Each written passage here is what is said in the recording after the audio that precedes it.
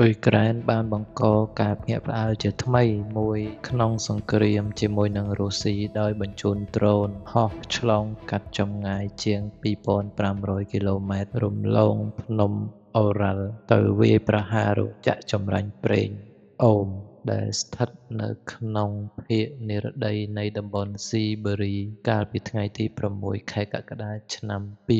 2026 នេះជាលើកដំបូងដែលរោងចក្រចម្រាញ់ប្រេងដ៏សំខាន់មួយនេះរងការវាយប្រហារចាប់តាំងពីសង្គ្រាមបានផ្ទុះឡើងយោងតាមអគ្គសេនាធិការអ៊ុយក្រែនប្រតិបត្តិការនេះត្រូវបានអនុវត្តដោយកង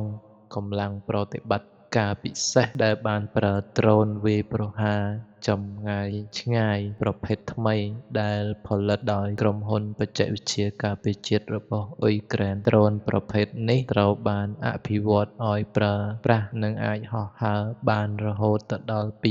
2,700 គីឡូម៉ែត្រដោយបំពាក់ធុងប្រេងបន្ថែមនិងកែប្រែរចនាសម្ព័ន្ធស្លាបដើម្បីបង្កើនចម្ងាយហោះហើរវាត្រូវបានរចនាឡើងសម្រាប់ការវាយប្រហារគោលដៅដែលស្ថិតនៅជ្រៅក្នុងទឹកដីរុស្ស៊ីអ្នកជំនាញមួយចំនួនជឿថាដ្រូននេះអាចគេចផុតចេញពីប្រព័ន្ធការពារដែនអាកាសរបស់រុស្ស៊ីដោយសារតែផ្លូវហោះហើរមានចម្ងាយឆ្ងាយនិងឆ្លងកាត់តំបន់ភ្នំមុនទៅដល់រោងចក្រចម្រាញ់ប្រេងរបស់រុស្ស៊ី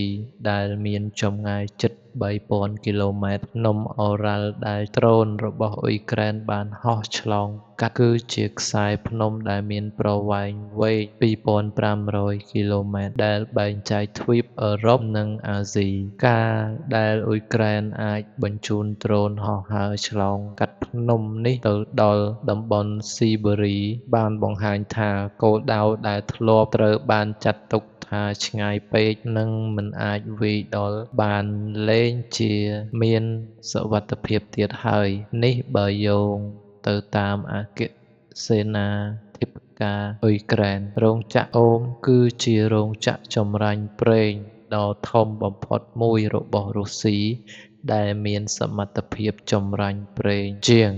20 លានតោនក្នុងមួយឆ្នាំរោងចក្រនេះផលិតសាំងគុណភាពខ្ពស់ប្រេងម៉ាស៊ុតសម្រាប់យន្តហោះនិងឥន្ធនៈប្រភេទផ្សេងៗដែលត្រូវបានប្រើប្រាស់ទាំងក្នុងវិស័យសេដ្ឋកិច្ចនិងសម្រាប់ផ្គត់ផ្គង់ដល់កងទ័ពរបស់រុស្ស៊ីវាផ្គត់ផ្គង់ប្រហែល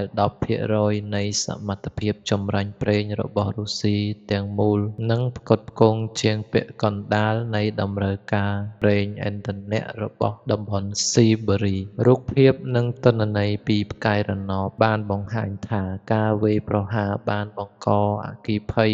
នៅក្នុងអង្គភាពចម្រាញ់ប្រេងដ៏សំខាន់ដែលជាបេះដូងនៃដំណើរការចម្រាញ់ប្រេងរបស់រោងចក្រនេះជាផ្នែកមួយនៃអាជ្ញាធររុស្ស៊ីបានទទួលស្គាល់ថាមានការវាយប្រហារដោយដ្រូន